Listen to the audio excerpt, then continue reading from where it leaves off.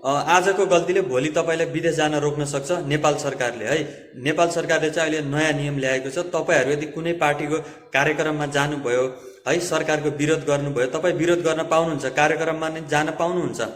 तर तपाईँहरू कार्यक्रममा गएर तपाईँहरूले यदि सार्वजनिक सम्पत्ति तोडफोड गर्नुभयो, आगजनी गर्नुभयो, कसैको प्राइभेट सम्पत्तिलाई तपाईँले ड्यामेज गर्नुभयो या चोरी गर्नुभयो भने, या धक्कामुक्की गर्नुभयो या कुटाकुट गर्नुभयो, त्यो अवस्थामा चाहिँ यदि पुलिसले तपाईँलाई फेला पारेर अरेस्ट गर्यो भने चाहिँ तपाईँको एउटा पुलिस रिपोर्ट बन्छ। त्यो रिपोर्टमा चाहिँ मेन्सन तपाईँले जति जति नराम्रा कामहरू गरेको थियो त्यो रिपोर्टमा सब मेन्सन गरेको हुन्छ। तपाईँले विदेश जानबाट वञ्चित हुन्छ, सरकारी जागिर खानबाट वञ्चित हुन्छ। त्यसैले यदि विरोध नै गर्नु छ भने चाहिँ एउटा सभ्य तरिकाले विरोध गरौँ।